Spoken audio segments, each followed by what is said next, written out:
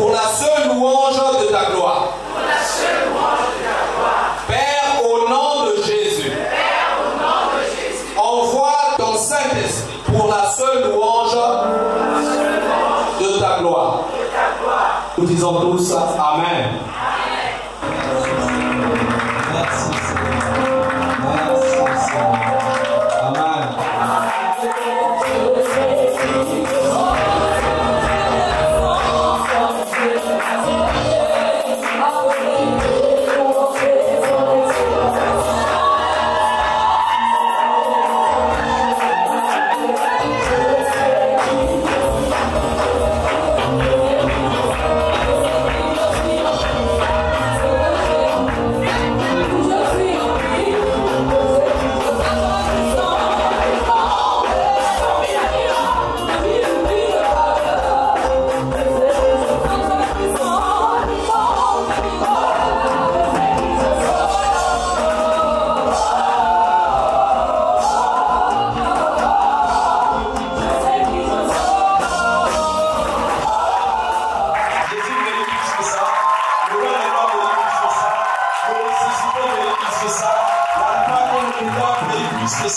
Celui dont le nom est la parole mérite plus que ça. Alléluia. Je chanterai.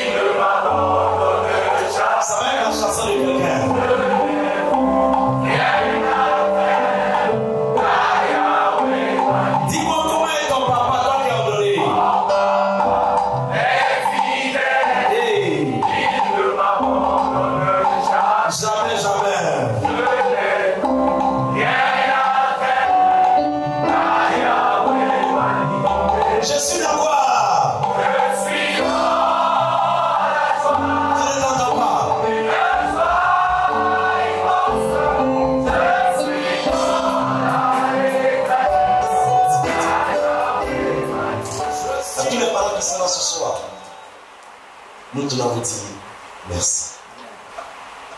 Quand on lit les Écritures, la Bible nous dit que Paul avait un fils dans la foi qu'il appelait Timothée.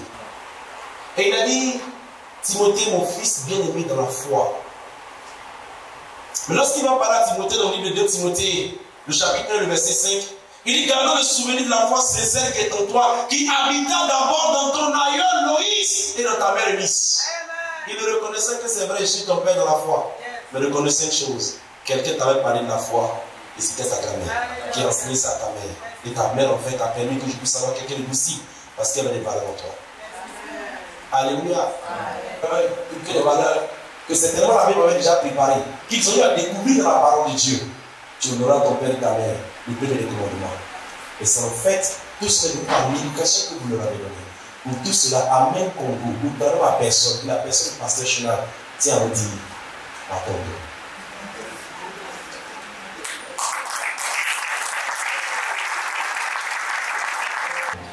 Les enfants des enfants de vos enfants, même ceux qui ne sont pas là ce soir, que Dieu les garde et les protège, non puissant. Qu'aucune des personnes qui portera votre sang, qui portera votre nom, ne puisse être un sujet de confusion et de honte pour vous au nom puissant de Jésus-Christ. Parce que vous avez donné naissance à des serviteurs et des servants de Dieu. Et par l'autorité de la parole, nous décrétons et déclarons que personne ne se perdra parmi vos enfants et vos petits-enfants au nom puissant de Jésus-Christ. Alléluia. La deuxième intervention, c'est à l'égard des épouses, à l'égard des amis, à l'égard des membres de la famille, avec le Congo, mais également de tous les serviteurs qui sont là ce soir. Vous savez, ce que nous prenons leur offre le meilleur, c'est de prier pour eux. C'est d'intercéder pour eux. S'il y a une chose dont ils ont besoin, ce sera votre prière.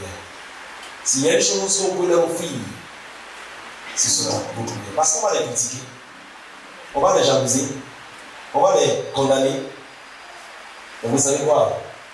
La prière d'intercession, l'autel de la prière que vous allez monter devant l'Éternel, c'est l'ordre de Dieu.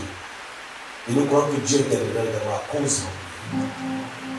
Lorsque nous lisons le livre de Matthieu, chapitre 26, la Bible nous dit que Jésus-Christ Nazareth devait traverser les moments les plus difficiles. Non pas parce qu'il allait avoir les clous dans la main, mais parce qu'il allait porter le péché de l'humanité. Et qu'à cause du péché, il allait être séparé de son Père, selon qu'il est écrit. Car tous ont péché et sont privés de la gloire de Dieu. Quiconque a le péché doit être privé de la gloire de Dieu. Jésus n'a jamais vécu sans son Père. Jésus n'avait jamais vécu sans son Père. Mais quand il est arrivé le moment pour lui de pouvoir être séparé de son Père, la Bible nous dit qu'il va appeler des anges. Il n'a pas appelé des anges. Il a appelé des hommes. Il n'a pas appelé des anges. Et il a dit mon âme est triste jusqu'à la mort. Veillez avec moi. La Bible dit qu'ils vont partir sur une montagne. Et que là-bas, le sauveur de l'humanité qui avait l'habitude d'aller seul, lorsqu'il voulait passer du temps avec son Père, avait besoin cette fois-ci pour une fois dans sa vie d'une compagnie, la compagnie des hommes. Mais il leur a dit, veillez avec moi. Veiller pour certains peut se dire, oui, mais on veillait là, peut-être que c'était d'aller, comme on fait dans les veillées mortuaires, on est là, on est assis à côté de quelqu'un. Non, il y a une activité précise qu'il a demandé d'avoir cet instant. Et comme on le sait, parce que lorsqu'il va revenir, qu'il va le tenir dormir, il va dire, vous n'avez pas pu veiller, ne serait-ce qu'une semaine. Et il va continuer maintenant, afin de clarifier ce qu'il leur disait quand il disait veiller. Il dit veiller et prier. Veiller et prier. Notre Sauveur est allé demander à des hommes de prier pour lui. Priez pour eux parce qu'ils ont des moments difficiles. Le service de Dieu va également avec les moments difficiles. Je ne les en passe, on en a déjà parlé. Mais permettez que je puisse demander à tous nos invités ce soir le meilleur des cadeaux qu'ils puissent nous offrir. C'est de lui, Seigneur, garde-le bien. C'est de lui, Seigneur, protège-le, Seigneur. C'est de lui, Seigneur, pour le nom puissant de Jésus, ils vont t'apprendre ce Jésus. C'est de lui, Seigneur, bénis Patricia. Alléluia. La Bible nous dit que Pierre avait été arrêté, il était en prison.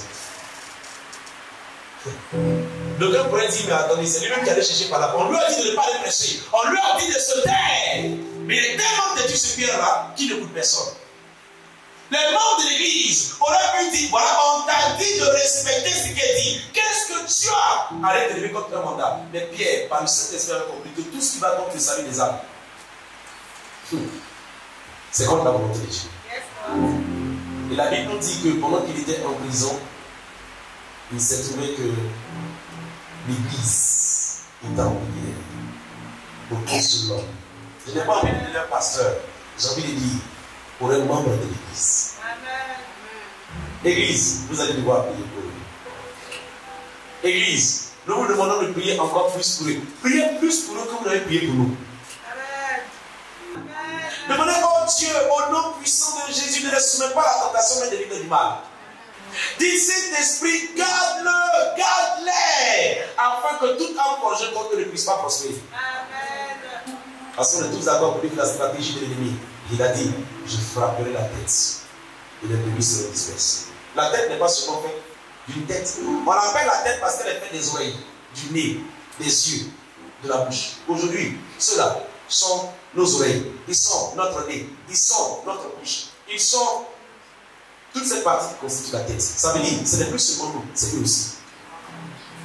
Lorsque vous lisez les Écritures, la Bible nous enseigne que lorsqu'on voulait condamner Jésus, on regardait ce que ses disciples faisaient. Comment se fait-il que le jour du sabbat, c'est eux qui prennent le blé ou le maïs et qui sont en train de pouvoir produire ça dans la mer? Ils déshonorent le commandement de Dieu. Ils ont essayé contre lui, ils n'ont pas pu. Ils ont essayé d'attaquer Jésus, ils n'ont pas pu. Ils ont voulu discréditer Jésus. La Bible n'est pas qu'on l'a tenté en tout, mais qu'il n'a jamais péché. Comment est-ce qu'on allait faire en sorte pour qu'on puisse discréditer Jésus? Il fallait s'en prendre à ceux qu'il avait décidé d'être avec pour tous les jours. À cause de cela, priez pour eux. Ils ont besoin de vous prier. Et donc vous allez voir que non, oui, X, il est trop comme ça. Au lieu de le condamner, priez pour lui. Quelqu'un me dira, mais pasteur, est-ce que tu peux m'aider un peu? Qu'est-ce que celui pour lequel tu veux que je puisse prier? Prie pour qu'il ne succombe pas à la tentation. Prie pour qu'il ne succombe pas à la tentation. Vous savez, quand on parle de tentation, tout le monde pense en fait au sexe opposé. Mais ça n'a rien à voir. La tentation, c'est la stratégie que l'ennemi va utiliser pour te pousser à la désobéissance. C'est pourquoi la Bible déclare que lorsque Satan s'est présenté devant Adam, il a tenté la femme. Il a séduit. Alléluia. La tentation prend plusieurs formes.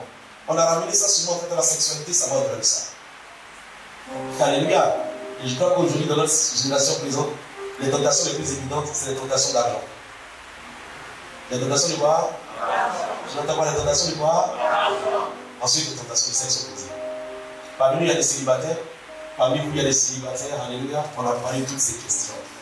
Je me suis rendu compte quand on est sorti de la retraite que l'un des thèmes, parce qu'on a été vraiment nourris, on a eu plusieurs thèmes qu'on a eu à couvrir, mais l'un des thèmes qui a fait l'objet du débat, c'est les questions de mariage. Ah, c'était chaud. Hein? Au point qu'elle s'est levée et puis a dit, je vous entends parler, mais si c'est ça la condition de l'homme dans le mariage, je préfère ne pas me marier. On lui a dit mal-aimé. On lui a dit doser. Le même apôtre Paul a dit, il vaut mieux se marier que de brûler. Alléluia. Priez pour qu'il fasse l'œuvre de Dieu avec sa force agissante en eux. Priez pour eux. Priez pour que Dieu les préserve du mal, comme j'ai déjà dit. Priez pour que Dieu bénisse les œuvres de nos mains. Parce que Dieu nous a accordé la grâce à ce ministère d'avoir des hommes et des femmes qui soit sont salariés, soit entrepreneurs. Donc ça fait que finalement, priez pour que Dieu bénisse les œuvres de nos mains.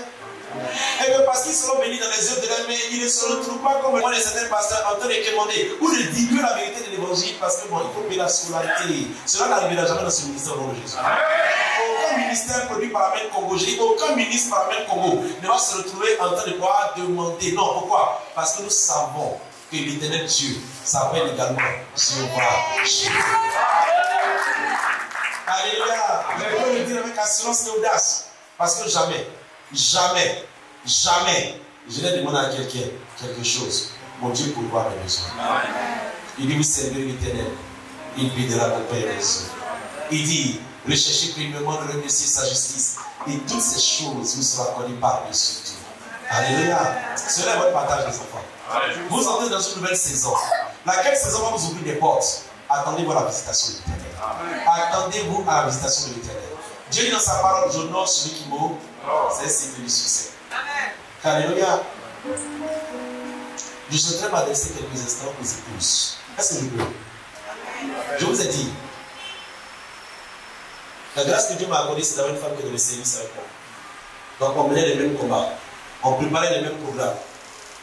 Je m'adressais à celles qui vont marier les serviteurs de Dieu. On s'est rendu compte que finalement, c'était, aujourd'hui, ils sont mariés avec des gens, mais qui n'étaient pas appelés. Quand vous vous êtes rencontrés, on a déjà vu, vous n'étiez pas appelés, Christ a voulu, n'est-ce pas? On n'a jamais dit que tu allais être diacre. N'est-ce pas? On n'a jamais dit que tu allais être pasteur un jour. Non. Comme Patrick Gibila, encore mon Chénal Gibila, qui les a appelés, c'est pas nous. Nous sommes les agents par lesquels Dieu est passé pour révéler ce qu'ils sont. Je n'entends pas amen. Ne soyez jamais Dalila. Dalila mettait la tête de Samson et le caressait pour l'empêcher de faire la volonté de Dieu. Lorsque Samson va répondre à son appel, Dalila lui disait, j'ai envie de toi maintenant. Ne soyez jamais de Dalila. Amen. Ne soyez jamais de toi. Parce qu'une femme peut t'aider à réaliser ton appel, ta destinée. Une femme peut la détruire. La première fois quand on lit les Écritures que David a eu à jouer, en tout cas l'un des moments où il a eu à jouer, c'est femme qui l'a fait tomber. C'est qui? Femme qui l'a fait tomber. Celui qu'on présente comme étant l'un des hommes les plus riches de toute l'histoire, c'est-à-dire Salomon, lorsqu'il n'avait pas encore cette histoire de femme-là et que Dieu le rencontre, il était intéressé par les choses de Dieu. Il dit, accorde-moi une sagesse afin que je puisse m'occuper de ton peuple, qui est si grand et nombreux. Dieu l'a béni. Femme est rentrée dans son histoire. Je ne suis pas en train de dire que la femme c'est le péché. Je suis en train de dire que quand une femme n'a bien compris aux choses spirituelles, avec cette histoire de non-chienne, elle va détruire la paix de quelqu'un. Et je sais pourquoi je parle. Alléluia. Donc ici, j'ai des hommes qui sont mariés. À part Timothée qui est un homme avec sa femme, mais je m'adresse singulièrement aux femmes je m'adresse singulièrement aux femmes et je pèse les mots. Et je pèse les mots. L'expérience a montré que la femme peut voir le ministère comme étant sa rivale. Bon, on n'a pas de ça. Assurez-vous, je vais en parler tout à l'heure. Si vous faites votre part, la femme n'a pas le droit de vous empêcher de manifester votre destinée. Vous ne dites pas Amen. Amen. Est-ce qu'on peut acclamer Jésus?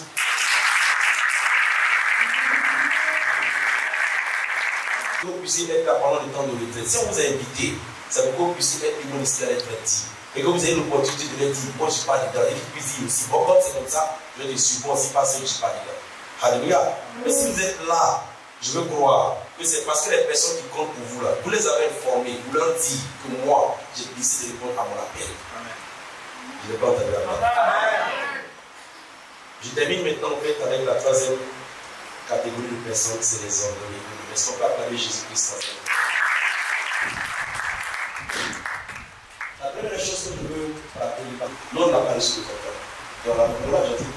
Le passage finalement, on a appris de la manière la plus difficile. On a appris par des erreurs. On a appris par des expérimentations. On croit en Dieu, il était sincère. Mais vous savez, les lois de Dieu ne peuvent pas les éviter. Alléluia. Si jamais quelqu'un était loup, et que toi, forcément, tu veux voir lui un agneau, il va te dévouer. Et puis Dieu là, il te dévore. Alléluia. Donc, vous avez tout ce qu'il faut pour réussir. Ne soyez complexés devant aucune option. Amen. Ne soyez complexés devant aucune allocution. Vous pouvez honorer, oui, mais dites-vous que Jésus-Christ Nazareth est dans le Saint-Esprit dans un corps d'homme. C'est tout ce que c'est. Jésus-Christ égale au Saint-Esprit dans un corps d'homme. Au point que lui-même va dire, si quelqu'un croit en moi, il fera aussi ce que j'ai fait. Jésus, s'il est là aujourd'hui, c'est qu'on le fait qu'on puisse le mystifier. Il va dire, mais si je suis venu montrer un modèle. Les possédés les malades seront guéris. Chassez les démons de Jésus et ils sortiront des corps. Prêchez la parole de Dieu et plusieurs seront convaincus par le Saint-Esprit. C'est pourquoi on est parti. Il a choisi des gens qui n'étaient pas éduqués. Moi je pense que si on retourne et qu'on prend Pierre et qu'on le met, Pierre il va avoir un niveau CP2. Pierre, peut-être qu'il avait un niveau CE1. Peut-être que Pierre avait un niveau CE1. Il n'était pas quelqu'un de cultivé, il n'était pas quelqu'un de diplômé. Mais la Bible déclare que Dieu a choisi les choses fortes de ce qu'on appelle confort des sages.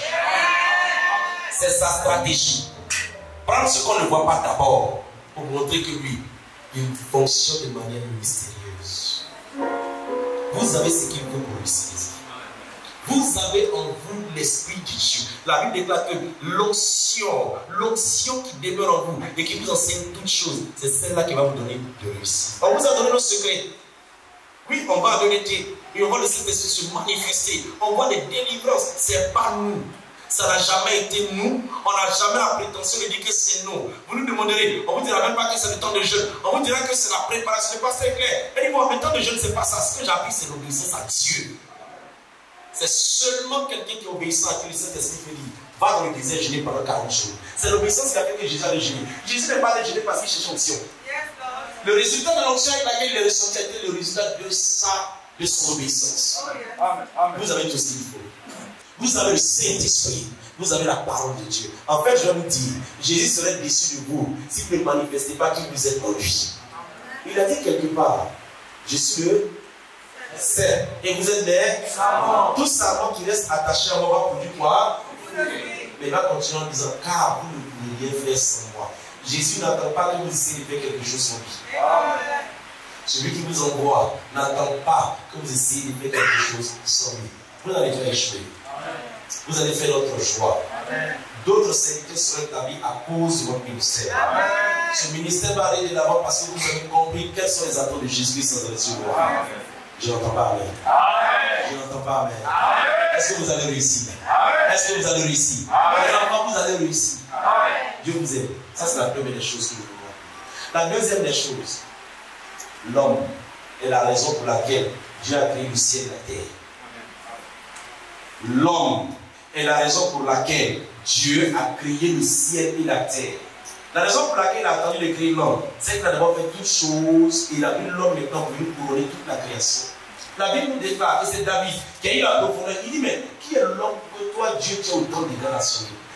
Qui est l'homme C'est-à-dire que Dieu a dû lui accorder des révélations. Il est entré dans le cœur de Dieu, il a commencé à considérer l'homme. Et il a vu que l'homme fait la passion de Dieu. L'homme fait l'obsession de Dieu. S'il y a une raison pour laquelle Dieu rêve, c'est l'homme. S'il y a une raison pour laquelle Dieu est passionné, c'est l'homme. Ce n'est pas le travail. Encore moins le mariage. C'est l'homme. C'est pourquoi si on lit très bien les Écritures, il était en train de parler. Et quand il regardait l'homme, son cœur plein de tristesse a commencé à dire, qui enverrai-je? Jésus était là. Il a dit, oh, my God. Et je sais que vous le savez. La Bible déclare que Jésus-Christ avait appelé la condition de l'homme. Il est devenu un serviteur. Il s'est débuté de toute sa gloire. Il a levé son costume. Il a levé ses attributs. Est-ce que vous savez que dans le ciel de Jésus, les anges se prosternent devant lui 24 heures sur 24. Ils sont en train de crier Saint, Saint, Saint et l'agneau sur le trône. Il a laissé tout ça. Pourquoi? À cause de toi, à cause de moi. Mais à cause...